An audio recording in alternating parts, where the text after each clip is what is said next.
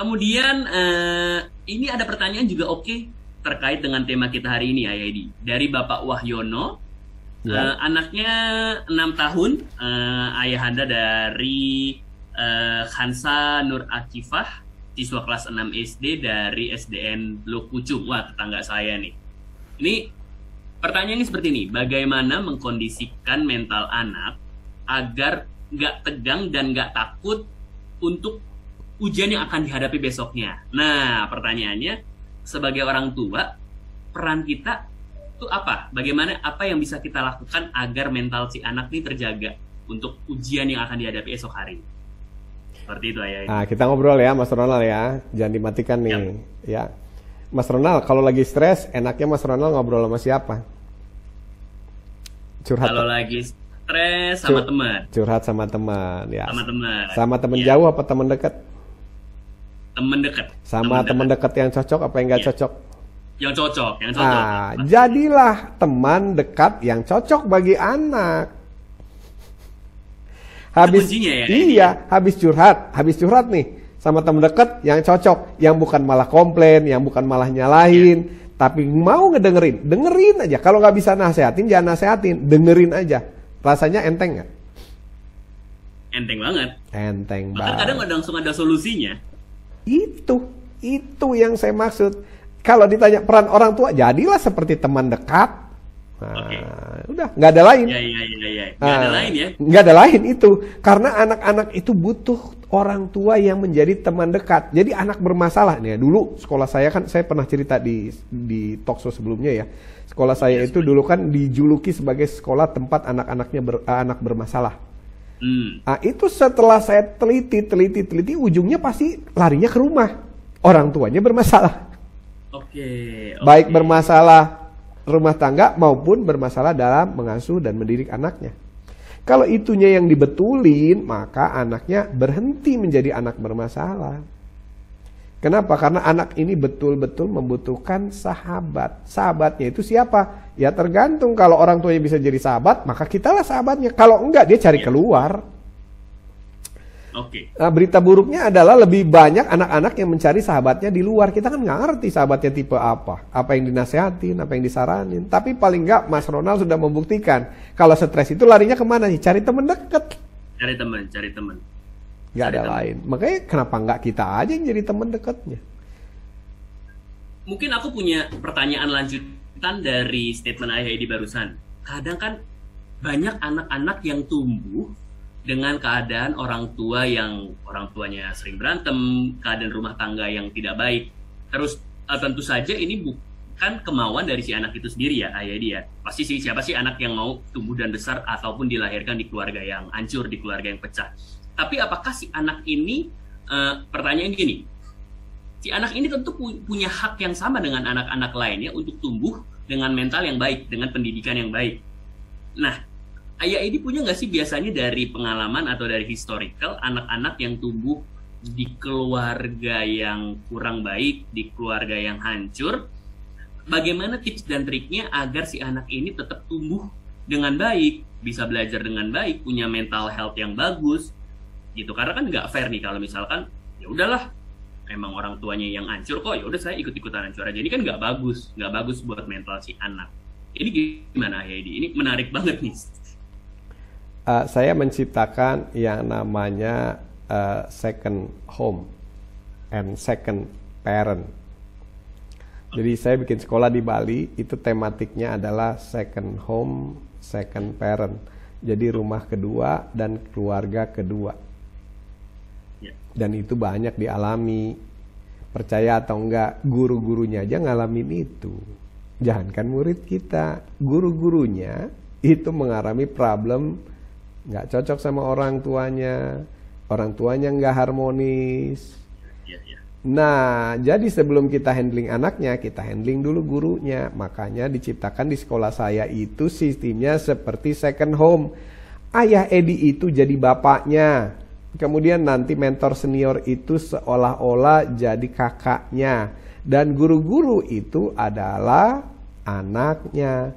Jadi step pertama adalah saya menciptakan rumah yang nyaman, orang tua yang bijak, dan sebagainya.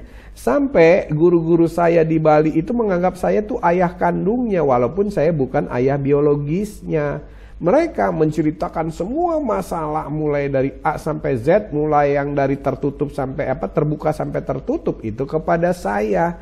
Sampai memilih pacar itu juga cerita kepada saya.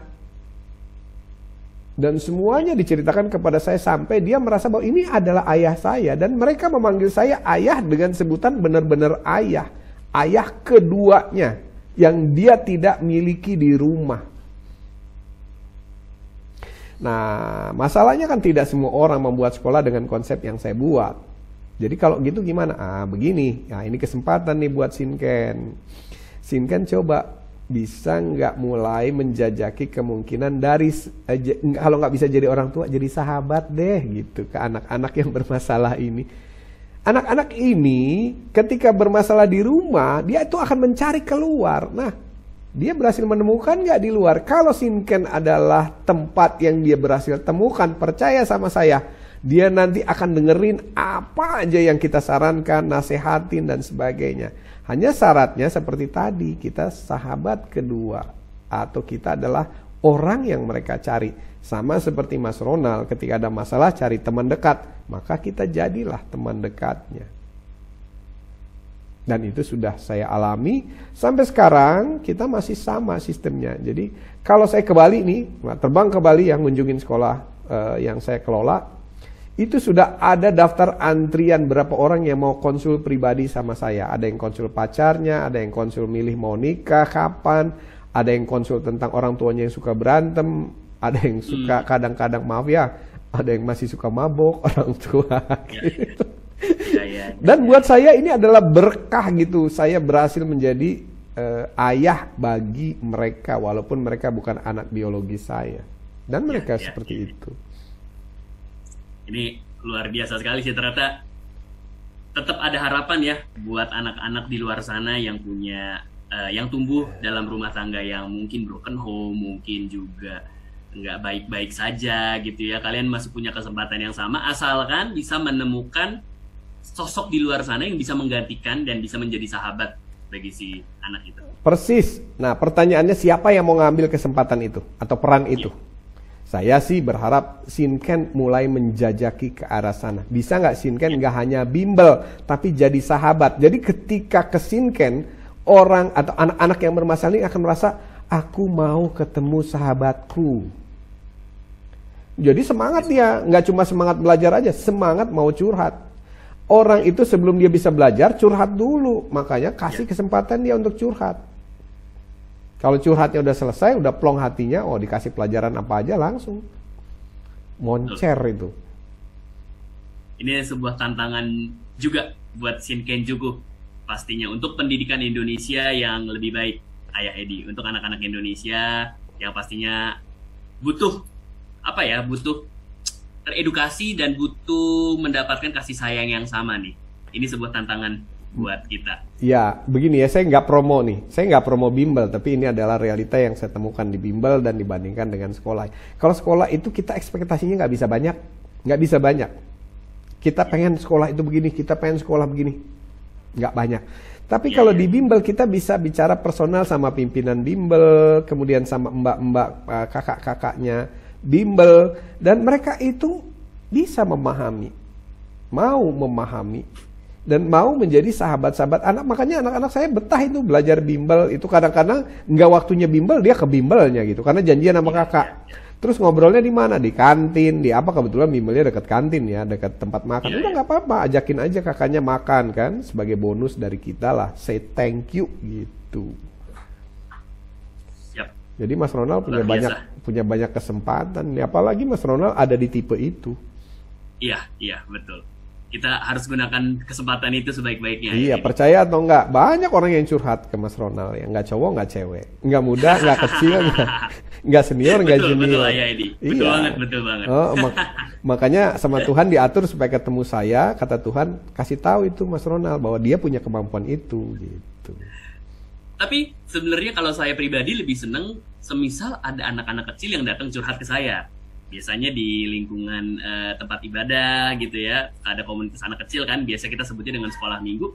Itu anak-anaknya suka datang tuh ke saya, misalkan nanya, kebetulan saya main musik juga. Pertama dari nanya-nanya musik, nanya-nanya drum segala macam, nanya Kak Ronald SMA-nya di mana, sekolahnya di mana dulu. Iya, aku nggak bisa pelajaran ini, gimana ya?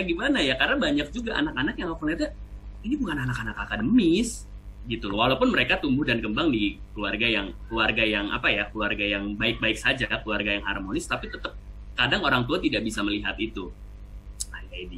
Ya, bakat itu kalau di keluarga saya nurun ke anak saya yang kedua. Kemana dia pergi, kan dia sering berkunjung ke sekolah saya di Bali ya. Maka kalau dia ikut saya ke Bali, maka dia jadi dari kepala sukunya anak-anak TK, SD di sana. Semua ngintil sama dia. Karena dia mewarisi kemampuan yang saya miliki untuk menjadi orang yang sahabat lah bagi adik-adik kecil ini. Iya. Seperti itu. Nice banget. Ini dari pertanyaan itu tiba-tiba berkembang sampai ke pertanyaan yang ini, karena memang pertanyaan ini dilematis gitu ya. Ya, makanya talkshow kita tuh selalu powerful dan selalu saya minta izin supaya bisa ditayangkan di YouTube channel biar bisa dilihat oleh lebih banyak orang. Siap. Kita harus sebarkan informasi yang baik ini untuk semua parents, untuk semua anak-anak Indonesia. Iya, padahal kan judulnya sederhana, kita nggak tahu bisa melebar ke sini. Betul Ayah Edi. Karena pertanyaannya dari orang tua pun powerful, termasuk yang ini nih Ayah Edi. Coba sekarang silakan. aku masuk ke pertanyaan live Q&A sesi kita. Ini datang dari Ibu